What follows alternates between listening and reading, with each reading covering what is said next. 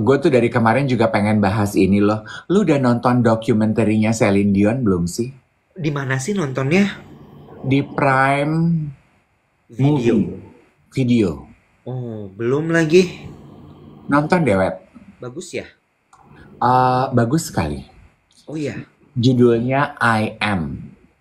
I Am. Mm-mm. Kan snippetsnya udah banyak tuh ya yang posting gitu ya. Ya. Ya, Baim juga posting tuh di Instagramnya. Posting tapi nggak ada konteks gitu. Gue juga bingung. Siapa Baim? Baim Wong. Oh, dia posting. Kayaknya dia penggemar Celine Dion juga. Masa? Coba dicek lagi deh. Maksudnya? Maksudnya. Bentar ya, gue buka pintu dulu. Oh, supir lu datang ya. Hai Becky, kamu pasti udah nonton kan dokumenterinya Celine Dion. Aku belum lagi. Yang gua tonton dari dokumenter Celine Dion, Web. Hmm. Eh, Dia itu beberapa hal yang gua pelajari dari perjalanan hidupnya. Beck, lu harus nonton. Satu, dia itu konsisten, Bo, dalam hidupnya. Dari dia kecil, dia itu cuman punya satu keinginan, Wet. Dia cuman ingin bernyanyi. Oh, bukan jadi orang terkenal. Dia hanya pengen nyanyi. Oh. Kenapa she is so broken hearted right now dengan penyakit Steve syndrome yang dia alami? Karena penyakit itu take away the only thing yang dia inginkan di dalam hidup. Oh my God. Dan yang gue acung jempol ya, di era semua sibuk mempertontonkan highlight dan spotlight, menurut gue dia dan tim manajemennya sih hebat banget. Di dokumenterinya itu ya ada satu adegan yang dibahas semua orang. Dia kan orang bertanya-tanya, emang kenapa sih Steve Syndrome? Emang kenapa sih Steve Syndrome? Satu di antara 1.000 loh yang sakit itu. Jadi Steve muscle di badannya tuh Steve. Kalau dia kaku, dia bisa kecekek. Dia rib cage-nya itu bisa mendadak stiff dan dia bisa kehilangan napas loh, Nek. Kalau lo kebayang dong, if all the muscles in your body stiffen, ya lu hilang napas dong, Wet. Dan ada satu momen di dalam dokumenterinya itu, ini potongannya udah di mana-mana jadi bukan spoiler. Yes, ratunya spoiler. Dia lagi nyanyi, tiba-tiba dia kejang, kumat. Itu yang diposting. Nah, momen itu yang diposting oleh Baim. Oh my God. Kaku aja gitu kayak boneka Pinocchio kayu. Semua, Terus, semua tercekek, semua tercekat. terus dia jatuh, pek gitu. Jatuh aja kayak kayu. Terus, dia tidak boleh bernyanyi. Jadi dia tidak boleh forcing herself. Yes. Karena bernyanyi itu kan forcing kan, ada some body organ yang harus dia aktifkan gitu. Tapi ya, mental juaranya Celine Dion. Karena singing is the only thing she ever wanted in life, Web. Walaupun dia sakit gitu, Bo, usahanya dia untuk mengembalikan tenaga kesehatannya dan juga untuk bisa kembali bernyanyi. Gak ada yang bisa lawan. Determinationnya, gak ada yang bisa lawan, Bo. Dia nyanyi lagi. Dia lagi latihan untuk mulai nyanyi lagi. Wow. So, it's not cancer ya? Yang gue dengar kan cancer katanya, enggak ya? Steve person syndrome. Kasian ya. Dia ditinggal suaminya, Nek. Suaminya meninggal. Oh iya, suaminya yang cancer. Gitu, Bo. Oh my God. Di luar dari itu ya, Bo, dia kan nyanyi udah lama banget ya. Rumahnya Hmm. Hmm. kalau lu pada doyan barang-barang mewah dan lu flexing ya, malu say lu lihat barang-barangnya Celine Dion. Hmm. Dan dia itu, she is so into fashion kan, Iwet. Jadi semua barang yang dia pernah pakai di dalam hidupnya dia, all the fashionable branded stuff, itu nggak ada yang dia let go, dia simpen. Dia punya storage segede ballroom 2 biji untuk nyimpen semua barang-barang yang pernah dia punya. Dan semuanya itu tertata, dia punya petugas, dia punya staff khusus buat ngurusin begituan. Hmm. Hmm. Itu baru bintang. Hmm. Beuh. Hmm. Jadi gini ya, jadi buat gue tuh ngelihatnya gini ya, dia suka beli barang adibusana, kutur. Dan dia Adibusana banget bahasa lu tuh. karena banyak web kuturier Prancis yang bikin wawancara di mana tuh? YouTube. Ya. Yang mereka bilang gitu ya, satu-satunya penyanyi di dunia ini yang tidak pernah menawar barang kutur gue, Celine Dion. Kenapa? Yes. Kenapa? Because she appreciate the art, the amount of effort, the skill we put into our clothing. Gue harus jualan tuh berarti baju gue sama dia. Ya Allah, Nek. Dia mau pakai kemana baju-baju gamis lu itu, say? Hah? Baju-baju gamis lu itu buatan Rodarte. Baju-baju gamis itu di topet nggak ada brandnya. Desainernya aja masih bingung mau ngasih brand apa. Mending mana? Baju-baju gamis gue atau baju sirtru lo? Lah, gue kan alirannya tundas. Tumbas! Bukan tundas. Lu dari kemarin deh. Gue kan alirannya tumbas. Gila ya. Udah gue kirimin biar lu belajar. Nggak juga bisa-bisa. Ya Allah. Celine Dion tuh ya. Which yang akhirnya gue gini ya. Oh, karena dia itu menyadari web. Yang kita nikmati mungkin saat dia konser 14-12 lagu. Tapi di art that she put untuk bisa menyanyikan lagu 5-7 menit di atas panggung itu, rentang pekerjaan panjangnya ke belakang panjang banget, Jack. Iya kan? Dia menjelaskan gitu ya, Iwet ya. Ada satu tuh, kan gue nonton konsernya dia di Jakarta. Yeah. Dia pakai ada satu suit gitu, warna emas. Terus gue sama Donny Lim nonton gini. Ini kan ya waktu kita nonton, dia bilang gini, ini kelihatannya dari depan seperti jaket, tapi kemeja ya. Dia bilang ini bukan kemeja. Gue minta sama desainernya, jadi kemejanya tuh cuma di sini sama di sini. Supaya gue bisa tetap bergerak ketika gue bernyanyi tanpa merubah bentuk. Lo kebayang konstruksinya harus dipikirin kayak apa? Penempatan velcro, kancing harus dipikirin supaya badan gue tetap terbungkus sempurna gerakan apapun yang gue lakukan di atas panggung. Aduh, Bo, dia tuh ternyata tipe yang bukan micromanage ya. Dia itu sangat critical thinking. Kita pernah membahas itu kan, Web?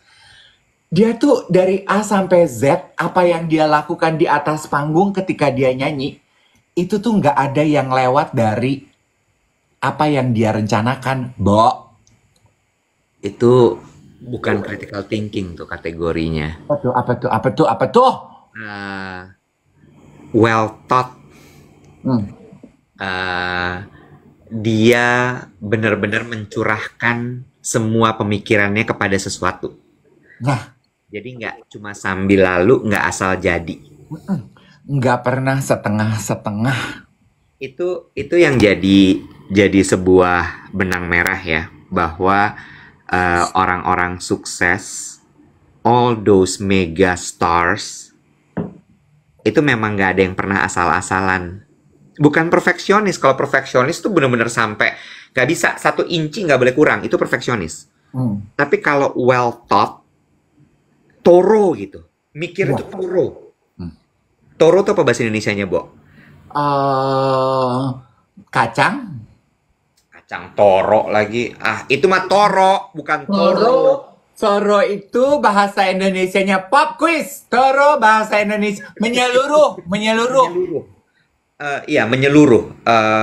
Iya, itu dia, menyeluruh. Berpikirnya tuh menyeluruh gitu. Nggak cuman sempit di sini doang. kemarin gue habis negur tim gue. Hmm. Holistik, menyeluruh, betul. Keseluruhan. Gue bilang gini, kemarin kan pre-work plan. Hmm. Ada satu plan. Hmm. Terus gue tanya, kamu bisa nggak kira-kira mengeksekusi plan ini? Hmm. Terus dia diem.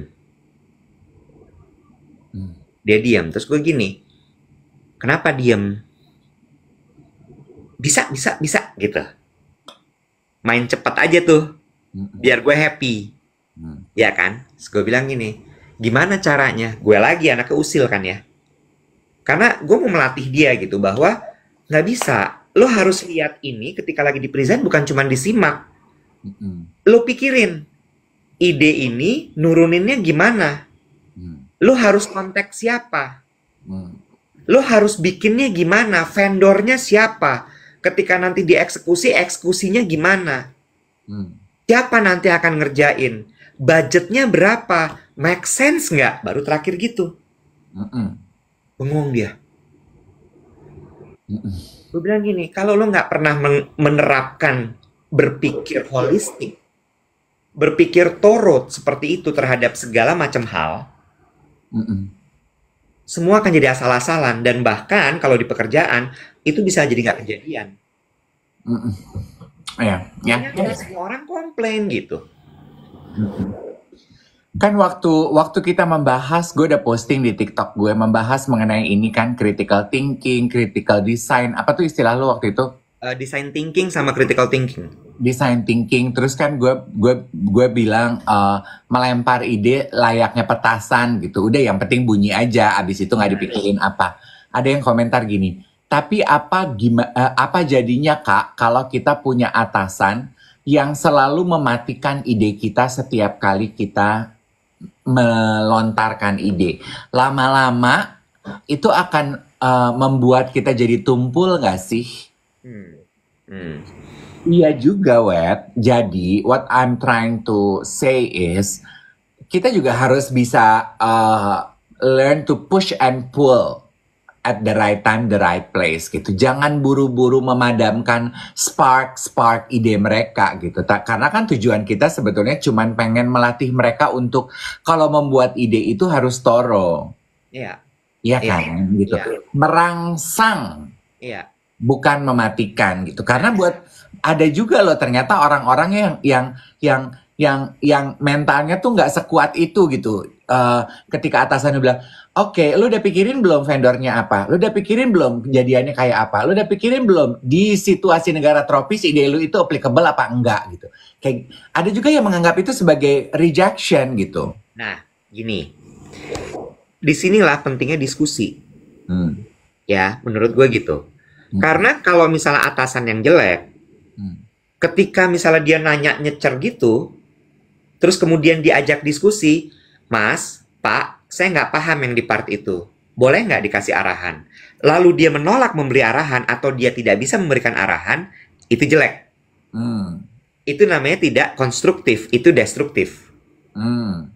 Tapi ketika dia nyecer, kemudian, oke, saya udah tahu part ini, tapi part yang sana saya nggak tahu. Boleh nggak saya dikasih tahu? Di situ terjadi diskusi. Dan menurut gue, atasan yang baik pasti lebih menghargai yang kayak gitu, Bo. Ya. Setuju nggak lo? Karena jadi gini, oke, anak ini udah punya modal. Atasan yang baik akan mengempower dia, oke, part yang itu aku bantuin ya. Caranya begini, kamu kontak si ini. Kalau kamu nanti kesulitan, bilang ya, biar aku yang kontak. Tapi bukan berarti kemudian, boleh nggak mas yang kontak? Nggak gitu sayang. Bener nggak? Iya. Kamu dibayar untuk mengerjakan itu. Tugas saya memberikan arahan dan membantu kamu. Supaya pekerjaan itu terjadi. Gitu. Iya. Bener nggak sih?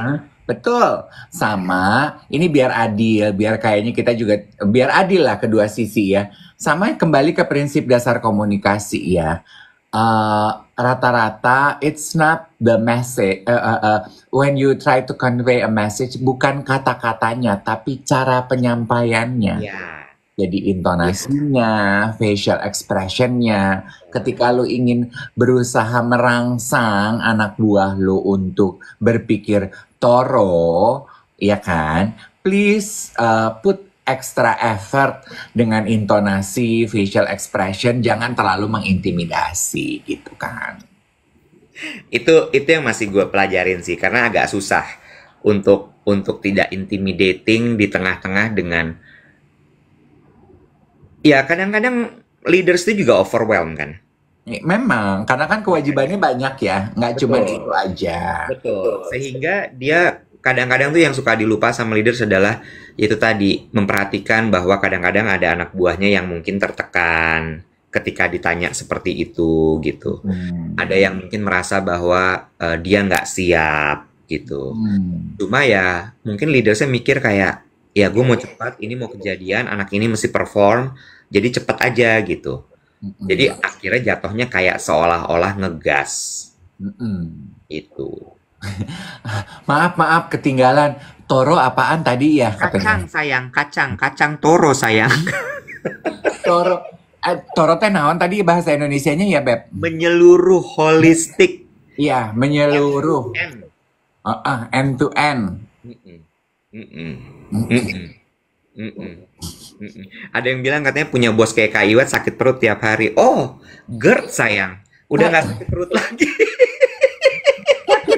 Sakit perut? Ya ampun, itu gejala awal sayang. Itu gejala awal sayang. Sakit perut, lu akan terima kasih sama Tuhan Yesus kalau lu cuman sakit perut.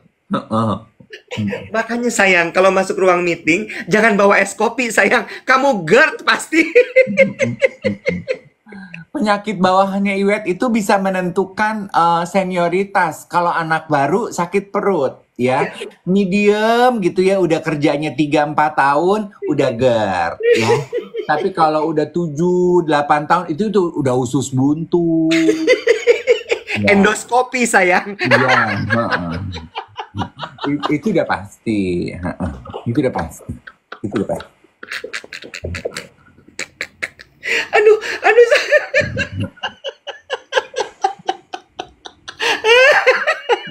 Tapi ya Iwet ya, gue juga masih belajar loh. Gue tuh nggak cuman memojokkan Iwet ya. Gue juga masih belajar ini ketika gue berbicara kepada keponakan gue, adik-adik gue, teman-teman gue gitu ya.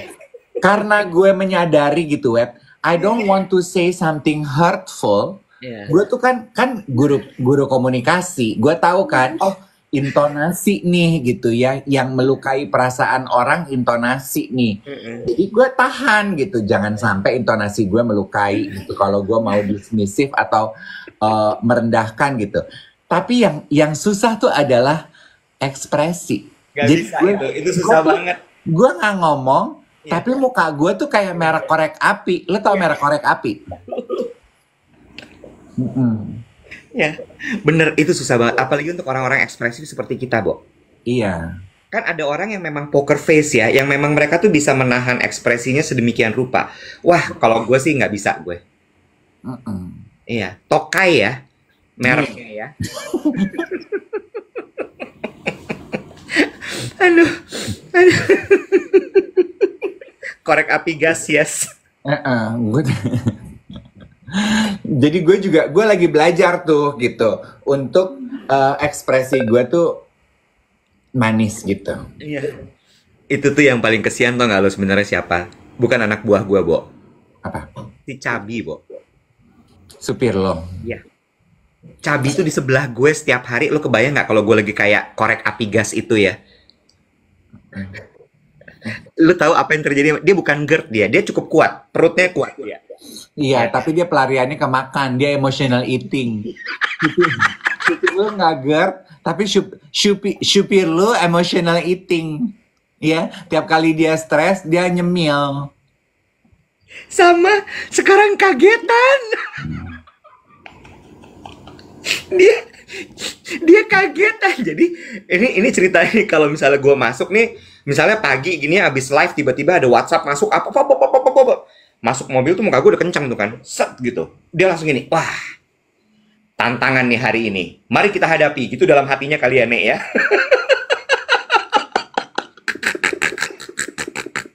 Terus salah dia juga. Dia tuh selalu bilang, Mas duduknya di depan aja, jangan di belakang. Dia bilang gitu. Oh ya udah, gue duduk depan. Nyetir Ya nih dia. mungkin dia pengen sambil pegangan kali. Biar akrab, yes. Nyetir nih dia. Nyetir, tegang kan? Konsentrasi penuh dia. Ntar tiba-tiba telepon gue bunyi ayam.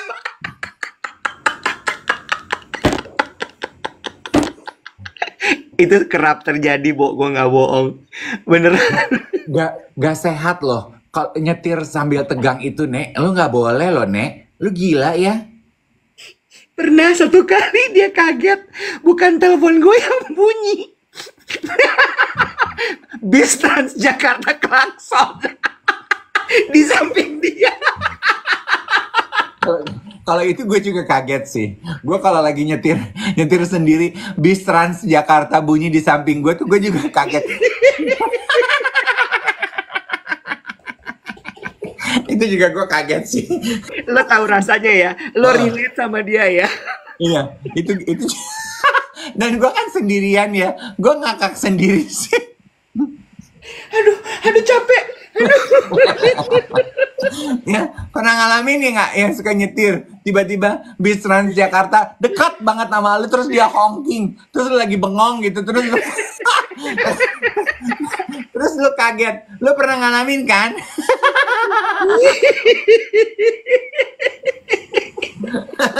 Ya kan? Ya kan? Lu kalau kayak gitu ekspresi lu gimana? Iya gue kan gue gitu. Terus biasanya habis itu ya gue gini Iya sama. Gue gini, lu gila ya gue bilang. tapi gue nggak buka kaca kan gue cemen. Iya, dia juga nggak buka kaca. Wah, dia gitu. Kayak gitu.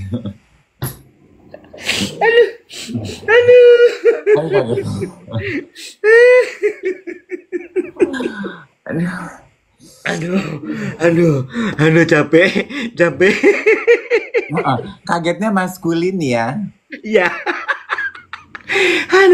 Aduh, capek banget.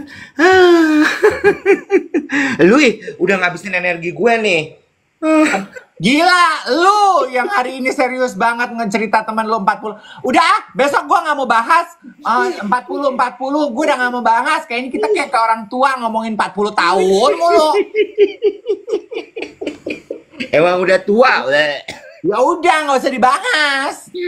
Aduh, capek.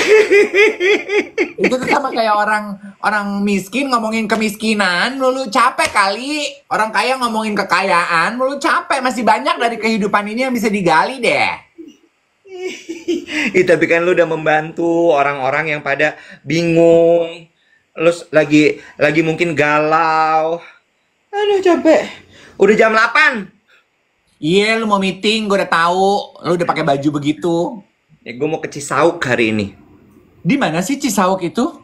Google dong.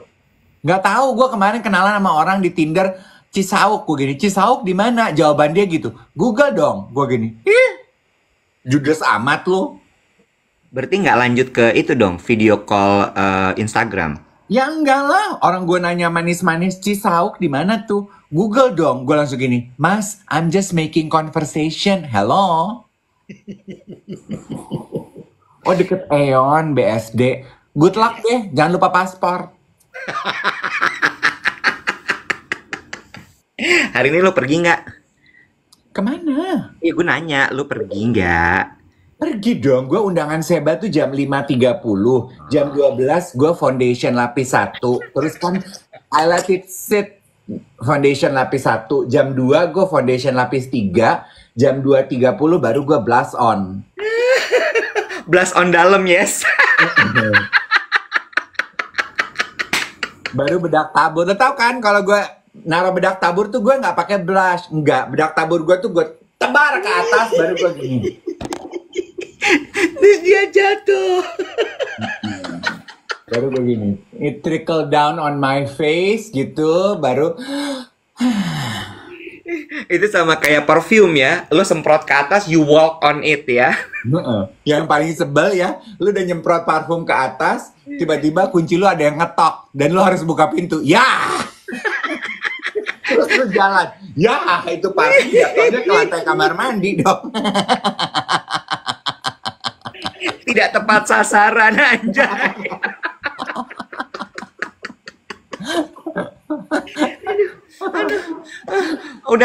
Udah jam 8, besok kita ketemu lagi ya guys. Sampai ketemu besok ya everybody.